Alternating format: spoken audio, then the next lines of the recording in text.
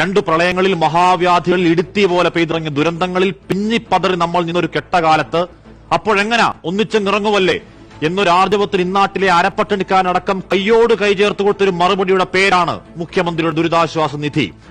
ആ പവിത്ര മൂലധനമാണ് ഒരു സംഘം അധമക്കൂട്ടം അള്ളി അണ്ണാക്കിൽ തള്ളിയത്. അത് പൊറുക്കാവതല്ല. ആ തട്ടിപ്പിനെ കുറിച്ച് കേൾക്കുമ്പോഴങ്ങ് ചത്താൽ മതി എന്ന് തോന്നു സാറേ എന്ന് ചങ്ക് കലക്കുന്നുണ്ട് കണ്ണൂരൊരു ജനാർദ്ദനൻ. നേരിട്ട് കിട്ടേണ്ട ആൾക്ക്, ബെനിഫിഷ്യറിക്ക്, അർഹതപ്പെട്ടവന് നേരിട്ട് നിങ്ങൾ ചെയ്തു കൊടുക്കുക. സർക്കാരിലേക്ക് ഈ ഫണ്ട് പോയാൽ 100 രൂപക്ക് 10 രൂപ അവർക്ക് കിട്ടുള്ളൂ. അത് എന്ത് ദുരന്തമായാലും ശവമായാലും ശരി, കളവ് അഴിമതിയാണ് എല്ലാത്തിനും കാരണം.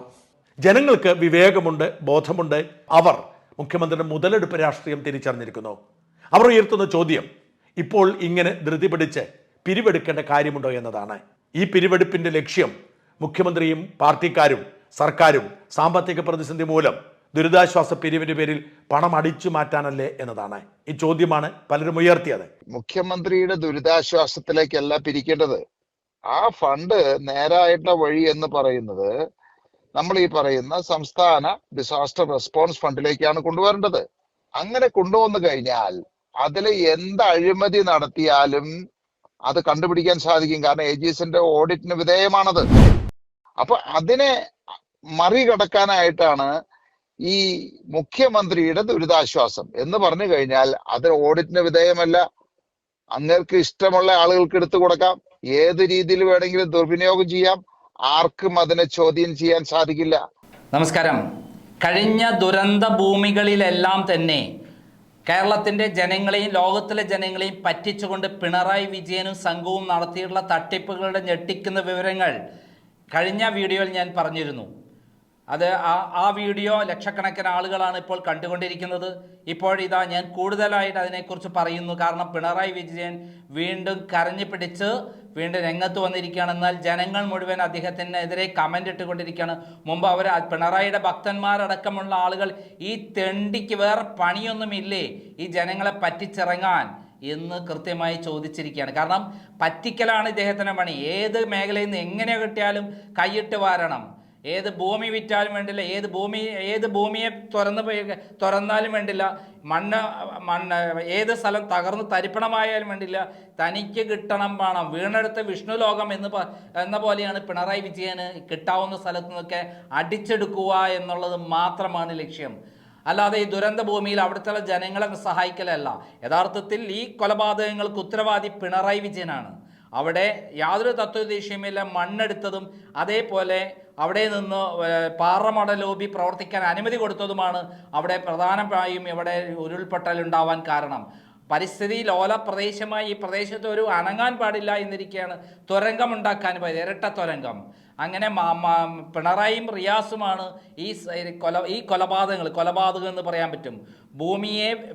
ഭൂമിയെ വിള്ളലുണ്ടാക്കി ഭൂമിയിലെ ജീവജാലങ്ങളെ നശിപ്പിക്കുക, ജീവജാലങ്ങൾക്ക് എല്ലാ തരത്തിലും ഉപദ്രവകാരിയായി തീരുക. അങ്ങനെ ഒരു ജീവിയായിട്ട് മാറി പിണറായി വിജയൻ. സകലമാന ജീവജാലങ്ങൾക്കും, ഭൂമിക്കും പ്രകൃതിക്കും മനുഷ്യ ജീവജാലങ്ങൾക്കും മാത്രം എല്ലാവർക്കും ഉപദ്രവകാരിയായ ഒരു ഹിംസ്രമൃഗമാണ് പിണറായി വിജയൻ എന്ന് പറഞ്ഞാൽ തെറ്റില്ല. ഇതിനെക്കുറിച്ച് ഞാൻ പറയുന്നതല്ല. ഏറ്റവും ആദ്യം നമുക്കെടുക്കാം ഹാഷ്മി നേരത്തെ 24 ചാനലിൽ പറഞ്ഞ കാര്യങ്ങൾ മതി, കേട്ട് മാത്രം മതി. കാരണം കഴിഞ്ഞ തവണ ദുരന്ത ഭൂമിയിൽ പിരിച്ചെടുത്ത പണമെല്ലാം പറ്റിച്ചതിൻ്റെ ഞെട്ടിക്കുന്ന ഓരോ തെളിവുകളാണ് ഹാഷ്മി വിവരിച്ചിട്ടുള്ളത്. ഇപ്പോഴിതാ നമ്മുടെ കിറ്റക്സ് സാബു വളരെ ശക്തമായ രൂപത്തിൽ അതിനെക്കുറിച്ച് പറഞ്ഞിരിക്കുന്നു. നാണമില്ലേ പിണറായിക്ക് എന്നാണ് ചോദിച്ചത്. ഇതേപോലെയാണ് ബെന്നി ജനപക്ഷം പറഞ്ഞ വാചകങ്ങൾ. ഇവർ പറഞ്ഞ നീണ്ട വീഡിയോകളുണ്ട്. അവർ പറഞ്ഞ കുറച്ച് ഭാഗം ഇതാ നമുക്ക് കേൾക്കാം. ഇതേപോലെയാണ് നമ്മളെ ഷാജൻസ്കറിയ കൃത്യമായി പച്ചയായി പറഞ്ഞത്. അതായത് കേരളത്തെ തെണ്ടിച്ച, കേരളത്തെ നശിപ്പിച്ച, കേരളത്തെ എങ്ങനെ ഊറ്റിയെടുത്ത് കിട്ടുന്നതെല്ലാം അടിച്ചെടുത്ത് വിദേശത്ത് കൊണ്ടുപോയ 25,000 കോടി രൂപ എന്ന് ഞാൻ നേരത്തെ പറഞ്ഞിട്ടുണ്ട്. അതൊന്നുമല്ല പ്രേക്ഷകരെ അദ്ദേഹത്തിനുള്ള ആസ്തി. അദ്ദേഹത്തിന് അമേരിക്കയിലും ലണ്ടനിലും UAE-യിലും അവിടെയെല്ലാം തന്നെ ലക്ഷക്കണക്കിന് കോടി രൂപയുടെ ഒരു ആസ്തിയാണുള്ളത്. മകളും മകനും സുഖമായി ജീവിക്കാൻ, അവരുടെ കുടുംബങ്ങൾ സുഖമായി ജീവിക്കാൻ കേരളത്തെ മുച്ചൂടും നശിപ്പിച്ചിട്ടുള്ള ഈ മഹാദ്രോഹിയെ എന്ത് ചെയ്യണമെന്ന് ആലോചിക്കുക. ഓരോ മനുഷ്യനും ചിന്തിക്കണം.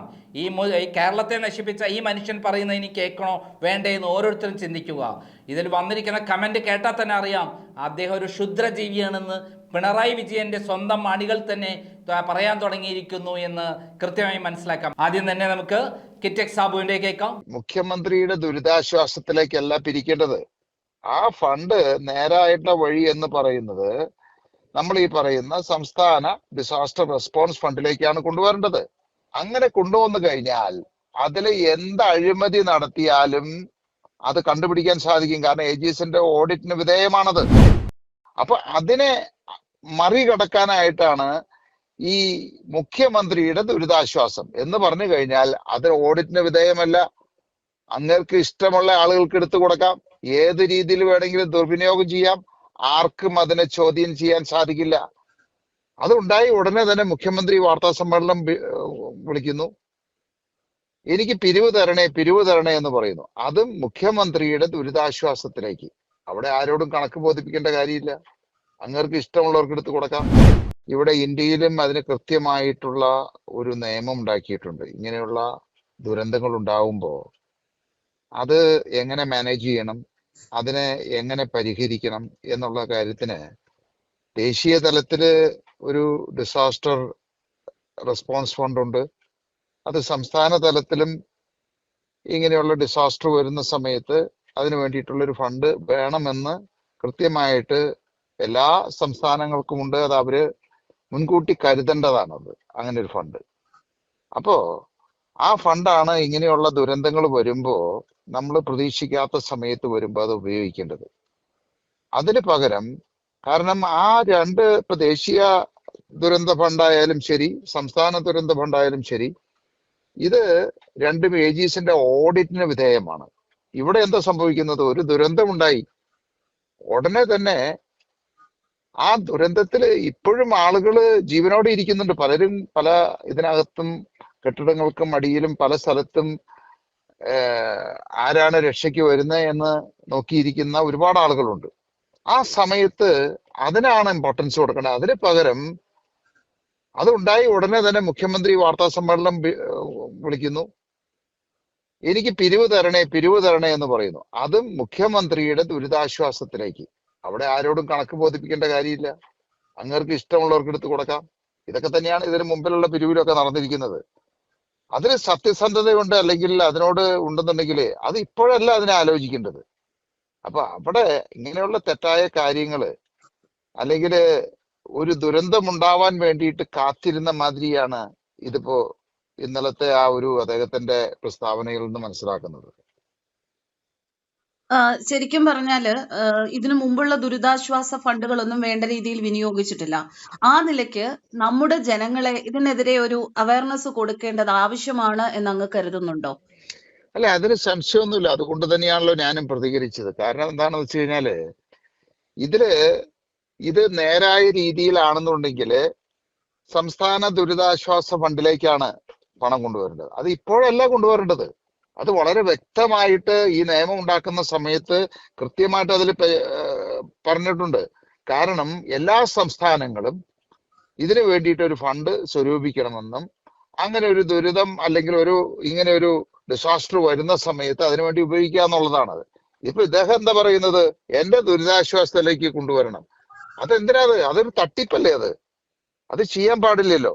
അതും അവിടെ എത്ര ആളുകൾ ശ്വാസം കിട്ടാതെ ഇപ്പോഴും രക്ഷപ്പെടും എന്ന് വിചാരിച്ച് അങ്ങനെ നിൽക്കുമ്പോഴാണ് അദ്ദേഹം ഇത് തന്നെ അങ്ങനെ ഊന്നി പറഞ്ഞുകൊണ്ടിരിക്കുകയാണ്. ഇപ്പൊ അതല്ലല്ലോ ആവശ്യം, അവിടെ കിടക്കുന്ന ആളുകളെ രക്ഷപ്പെടുത്തുകയാണ് വേണ്ടത്.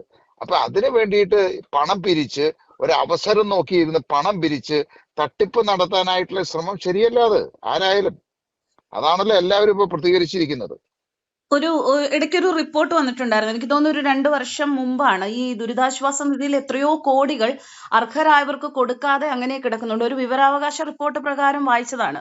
അപ്പൊ അത്തരത്തിൽ കിടക്കുന്ന ഫണ്ട് പോലും ഇവിടെ ഉപയോഗിക്കാതെ അദ്ദേഹത്തിന്റെ ഈ ഒരു ലക്ഷ്യം കാശ് തട്ടിച്ചെടുക്കുക എന്നുള്ളത് തന്നെയല്ലേ, വ്യക്തമല്ലേ? അല്ല, അതിപ്പോ ഞാൻ പ്രത്യേകിച്ച് ഈ കാര്യത്തില് പറയേണ്ട കാര്യങ്ങളില്ല. നമുക്ക് ഇതിനെപ്പറ്റി ഒരുപാട് റിപ്പോർട്ടുകൾ പുറത്തു വന്നിട്ടുണ്ട്. ഈ കഴിഞ്ഞ നമ്മുടെ പ്രളയമായിട്ട് ബന്ധപ്പെട്ടിട്ടായാലും ശരി, ആ കോവിഡുമായിട്ട് ബന്ധപ്പെട്ടിട്ടായാലും ശരി, ഇതെല്ലാം ഈ പറയുന്ന മാതിരി മുഖ്യമന്ത്രിയുടെ ദുരിതാശ്വാസത്തിലേക്കല്ല പിരിക്കേണ്ടത്.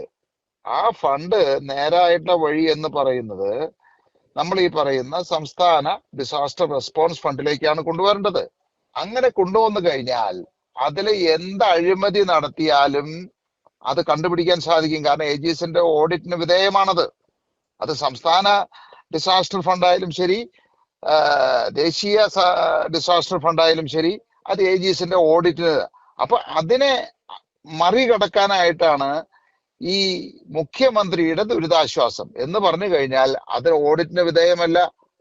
അങ്ങേർക്ക് ഇഷ്ടമുള്ള ആളുകൾക്ക് എടുത്തു കൊടുക്കാം, ഏത് രീതിയിൽ വേണമെങ്കിലും ദുർവിനിയോഗം ചെയ്യാം, ആർക്കും അതിനെ ചോദ്യം ചെയ്യാൻ സാധിക്കില്ല.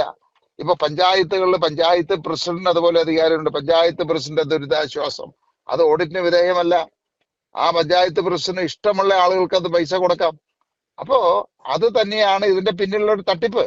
ഇത് സത്യസന്ധമായിട്ടാണെങ്കിൽ ഇതിങ്ങനെയല്ല ചെയ്യേണ്ടത്. ഈ പറയുന്ന നിയമങ്ങൾക്കനുസരിച്ച് സംസ്ഥാന ഡിസാസ്റ്റർ റെസ്പോൺസ് ഫണ്ടിലേക്കാണ് പണം കൊണ്ടുവരേണ്ടത്. അത് ഇപ്പോഴല്ല കൊണ്ടുവരേണ്ടത്, അത് മുൻകൂട്ടി കണ്ട് അതിന് പണം ഉണ്ടാക്കി വെച്ചിരിക്കണം. ആ പണമാണ് ഇങ്ങനെയുള്ള ദുരന്തങ്ങൾ വരുമ്പോൾ എടുത്ത് ഉപയോഗിക്കേണ്ടത്. അത് ഏജീസിന്റെ ഓഡിറ്റിന് വിധേയമാണ്. അപ്പൊ ഇപ്പൊ ഈ പിരിക്കുന്നത് ദുരുദ്ദേശമാണ്. കേട്ടല്ലോ. ഇപ്പോഴിതാ നമ്മുടെ ഷാജസ്കറിയ പറയുന്ന കാര്യം കേൾക്കാം. ജനങ്ങൾക്ക് വിവേകമുണ്ട്, ബോധമുണ്ട്. അവർ മുഖ്യമന്ത്രിയുടെ മുതലെടുപ്പ് രാഷ്ട്രീയം തിരിച്ചറിഞ്ഞിരിക്കുന്നു.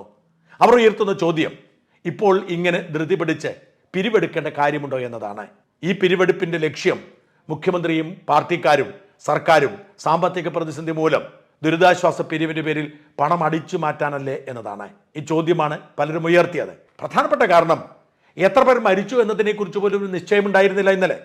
ഇപ്പോഴും നിശ്ചയമില്ല. എത്ര പേർ അപകടത്തിൽ ഒഴുകിപ്പോയി, എത്ര പേർ മരിച്ചു, എത്ര മൃതദേഹങ്ങൾ കിട്ടി, ഇനിയും രക്ഷപ്പെടാൻ വേണ്ടി ആളുകൾ എവിടെയെങ്കിലും കാത്തിരിപ്പുണ്ടോ എന്നതിനെ കുറിച്ചൊന്നും അറിയില്ല.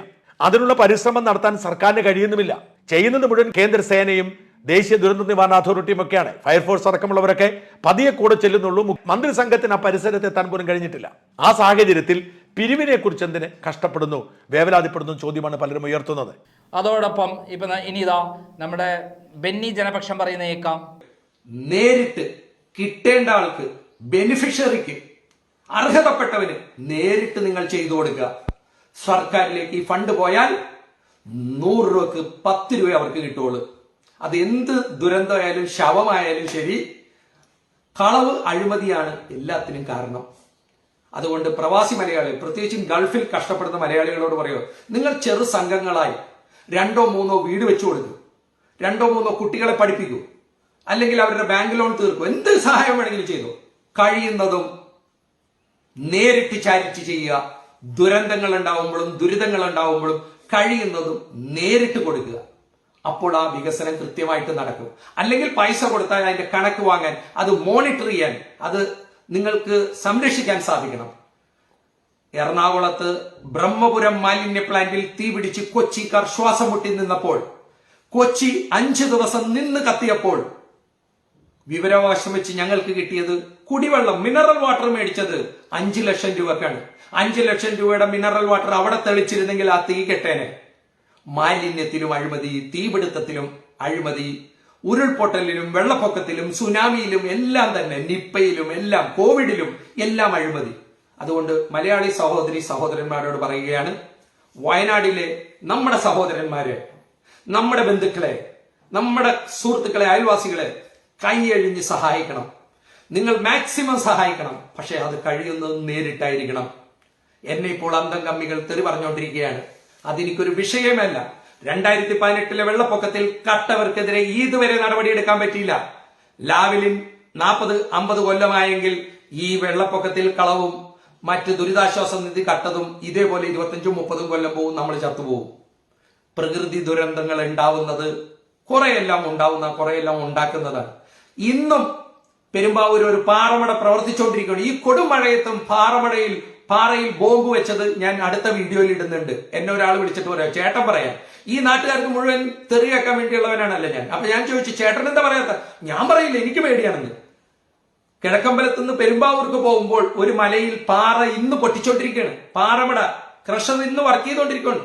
അപ്പോൾ അത് പൊട്ടിക്കുമ്പോൾ അതുണ്ടാവുന്ന ദുരന്തം ആരും കാണുന്നില്ല. പ്രകൃതിയെ നമ്മൾ ദ്രോഹിക്കുന്നതുകൊണ്ടാണ് ഇതൊക്കെ ഉണ്ടാവുന്നത്. ഒരിക്കൽ കൂടി പറയുകയാണ്, പ്രകൃതി ദുരന്തങ്ങളും പ്രളയങ്ങളെല്ലാം ചിലർക്കൊരു വരുമാനമാണ്. പ്രത്യേകിച്ചും ചില രാഷ്ട്രീയ നേതാക്കന്മാർക്കും ഉദ്യോഗസ്ഥർക്കും ഇത് കട്ട് തിന്നാനുള്ള ഒരു ലോട്ടറിയാണ്. അതുകൊണ്ട് ചതിയിൽപ്പെടരുത്. കഴിഞ്ഞ പ്രാവശ്യം ഗൾഫ് രാജ്യത്തെ ഒരു മുതലാളി പറഞ്ഞിരുന്നു, ഞാൻ 5 കോടി രൂപ കൊടുത്തിട്ട് എനിക്ക് ഒരു കണക്കും കിട്ടിയില്ല, അവരെന്ത് ചെയ്തൊന്നും പറഞ്ഞില്ല. പക്ഷെ ചില കോടീശ്വരന്മാർ മറ്റുള്ളവരെ പറ്റിച്ചിട്ട് ഇങ്ങേർക്ക് പൈസ കൊടുത്ത് കൂടെ നിന്നൊരു ഫോട്ടോ എടുക്കും. അത് ചെയ്യരുത്. പ്രത്യേകിച്ച് ലയൺസ്, റോട്ടറി പോലെയുള്ള പ്രവാസി സംഘടനകളെല്ലാം കഴിയുന്നത് നിങ്ങൾ അവിടെ പോയി നേരിട്ട് 10-15 വീടൊക്കെ വെച്ചു കൊടുത്താൽ അത് ഉപകാരപ്പെടും. അല്ലെങ്കിൽ കടലിൽ കായം കലക്കിയ പോലെ ഇവന്മാർ കട്ടുമാറ്റുമെന്ന് പച്ചക്ക് പറയുന്നു.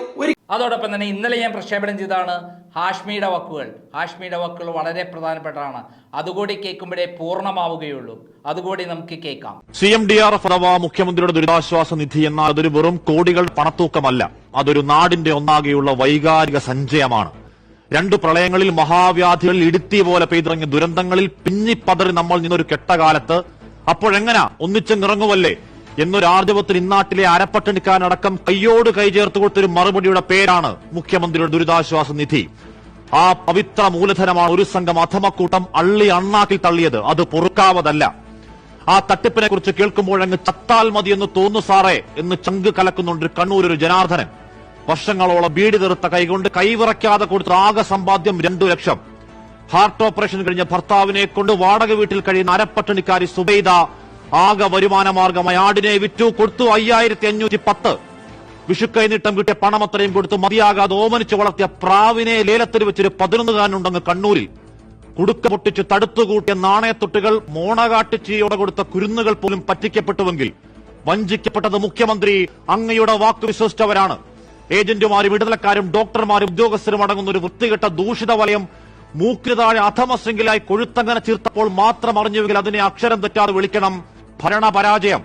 ആ പവന്മാറ്റ് ജാഗ്രത കുറവിന് പിണറായി വിജയന്റെ വാക്ക് കേട്ട ഫണ്ടിലേക്ക് കോടികൾ ഒഴുക്കിയ ഉദാരമതികളായ മനുഷ്യരോട് മുഖ്യമന്ത്രിയും സർക്കാരും പറയേണ്ടത് നിരുപാധിക മാപ്പാണല്ലാതെ പ്രതിപക്ഷ നേതാവിന്റെ ഏതോ കത്തെടുത്തു കാട്ടി പ്രതിരോധം തീർക്കലല്ല. കേരളം ഞെട്ടിയൊരു അടിമുടി തട്ടിപ്പിൽ ഉദ്യോഗസ്ഥരെ പഴിചാരി മാധ്യമങ്ങളിലൂടെ വിരട്ടലുമല്ല വേണ്ട, സംവിധാനത്തിന്റെ വിശ്വാസ്യത വീണ്ടെടുക്കലാണ്. 20 കോടി 12 ലക്ഷം രൂപയുടെ പ്രളയ ദുരിതാശ്വാസ ഫണ്ട് തട്ടിപ്പിൽ ഒരു ഗുമസ്തനെ മാത്രം വകുപ്പ് തല ബലി കൊടുത്തൊരു പോലെ ഉടായിപ്പ് അന്വേഷണമാണെങ്കിൽ ഇനി ഒരു കുരുന്നും ഇവിടെ ഇനി കുടുക്ക പൊട്ടിക്കില്ല. ആകാശം ഇടിഞ്ഞ് ഇടിനാശമെന്ന് കേട്ടാൽ ഒരു സുബൈദയും ഇനി ആടിനെ വിൽക്കില്ല. പരമസാധു മനുഷ്യർക്ക് കിട്ടേണ്ട പണം കട്ട് നാക്കിൽ വെച്ചവർ കുറ്റബോധം കൊണ്ട് നീറിയത് സ്വമേധയാ തിരിച്ചടയ്ക്കുന്നില്ലെങ്കിൽ, അതിൽ നിന്ന് ഒരു വറ്റുപോലും ചോറുണ്ടിട്ടുണ്ടെങ്കിൽ ശരീരമാണെങ്കിൽ തൊണ്ടക്കുഴിയിൽ വെള്ളമിറങ്ങി മരിക്കില്ല.